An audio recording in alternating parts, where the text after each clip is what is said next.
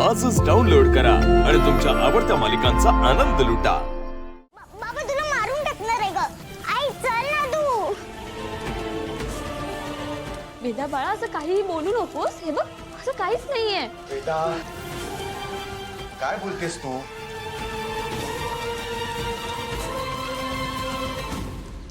अंबिकाचं जे काही झालं तो एक अपघात होता। अथर्वानी काही नाही केलेलं।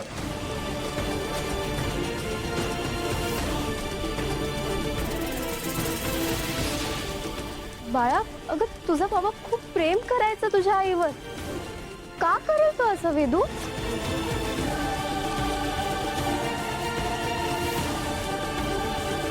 तुम्ही सगळे खोटं बोलतायत। मला माहितीये बाबांनीच मारले माझ्या आईला।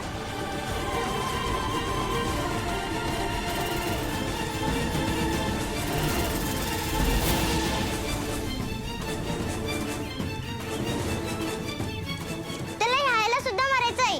आई तू चल ना ग इथून।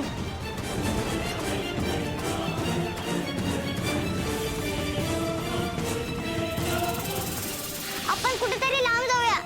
हे तुला मारतील। वेदा बाळा हे बघ असं काहीच नाहीये। तू माझं ऐक तर। बंद कर ही पूजा।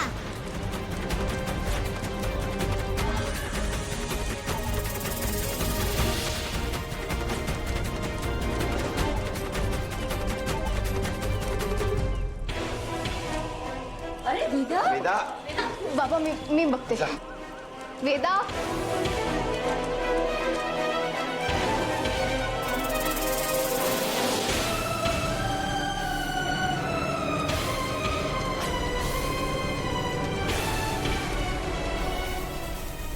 वेदाचे बाबा हे बघा आपले वेदा ना खूप लहान आहे।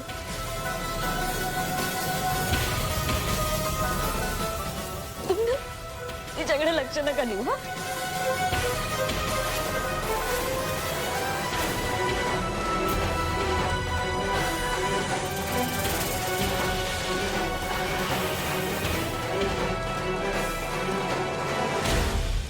तू म्हणाली होतीस की या ॲनिव्हर्सरी सेलिब्रेशनमुळे मी आणि वेदा अजून जवळ येऊ, पण त्याऐवजी माझी वेदा माझ्यापासून अजून दूर झाली।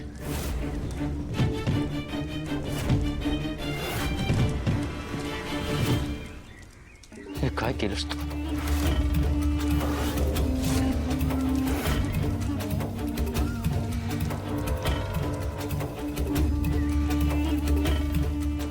वेदाचे बाबा माझं ऐका तरी।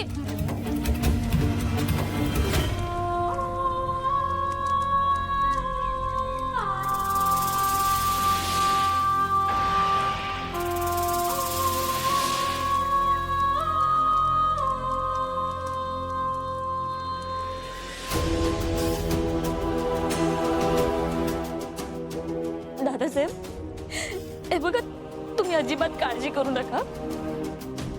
मी वेदाला घेऊन येते आणि वेदाच्या बाबांना सुद्धा घेऊन येते। ही पूजा आणि हा कार्यक्रम नक्की होणार। हा मी आले। बस मीरा बस।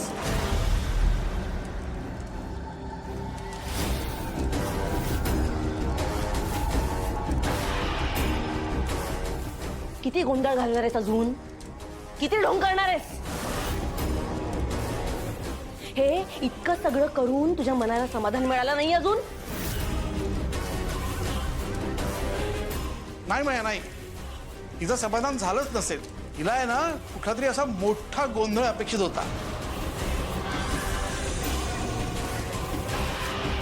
अच्छा म्हणजे अॅनिव्हर्सरीचं सेलिब्रेशन ह्या कारणाकरता होतं तर?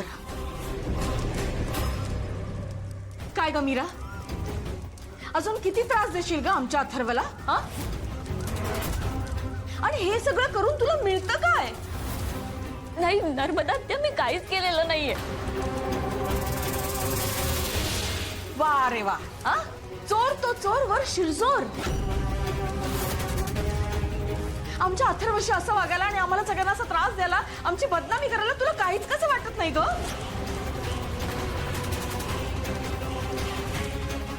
कम ऑन मॉम, का वाईट वाटेल तिला काही? त्या आपल्या रामपुरे घराला ती स्वतःचं घर मानते कुठे? ती तर फसवून कट रचून सून झाली ना या घरची. मग आणि वेदा ऐकते कोणाचं? तर मीराचं. आणि वेदाने अथर्ववर जे आरोप केलेत ना ते वेदाने केलेच नाहीयेत, ते खरे केलेत या मीराने. एक्झॅक्टली काका, मी हेच तर सांगण्याचा प्रयत्न करते. या मीरानेच आपल्या वेदाच्या मनात हे सगळं भरवलंय. दादा, बघतोस ना या पोरीने काय केलंय? आपल्या रामपुरे घराण्याला या देवळात तेवढा मान होता, सगळा धुळीला मिळवला या मुलीनी.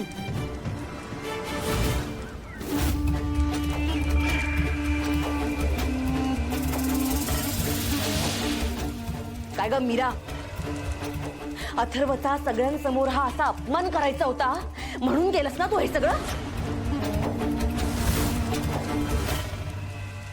आणि असं वागायला लाज नाही का ग वाटली तुला? काय माणसं असतात ना एक एक. ती बिचारी, तिला आई नाहीये आणि आता तू तिच्या वडिलांपासून पण तिला दूर करतेस.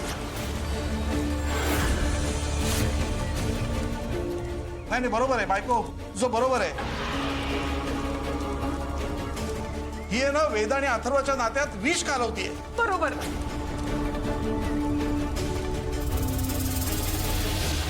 तोच तर प्लॅन होता हिचा, केलं तिने.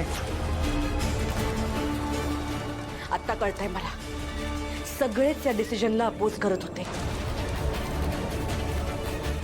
पण हिच्या एकटीचा होकार होता, कारण हिला हे सगळं घडवून आणायचं होतं. हा प्लॅन होता हिचा.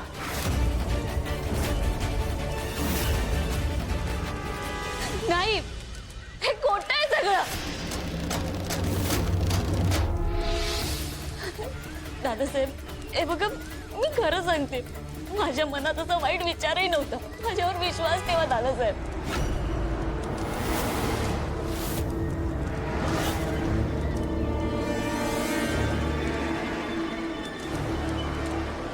काय करून बसलेस तू मीरा? का केलंस? आजवर तू वेदासाठी जे काही केलंस ना ते मी आयुष्यभर विसरणार नाही मीरा. आज तू सगळ्यांच्या भावनांशी खेळलीस. मीरा, वेदाच्या मनात अथर्वविषयी जो काय राग आहे ना तो आजपर्यंत फक्त घरात होता. तू त्याला चव्हाट्यावर आणलेस.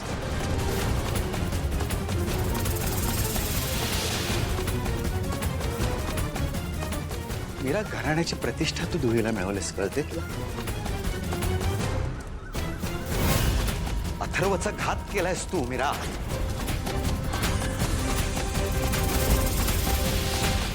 मीरा, माझा तुझ्यावर खूप विश्वास होता,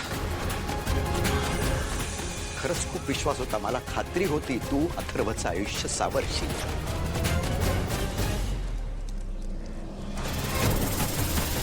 आज तू माझ्या सगळ्या अपेक्षा धुळीला मिळवल्यास.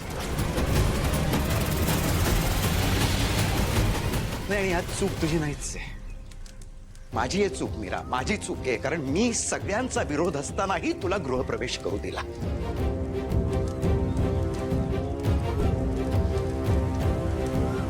खूप मोठी चूक केली मी मीरा, आणि माझ्या चुकीचे परिणाम माझ्या अथर्वला भोगावे लागतात. तुला जपणार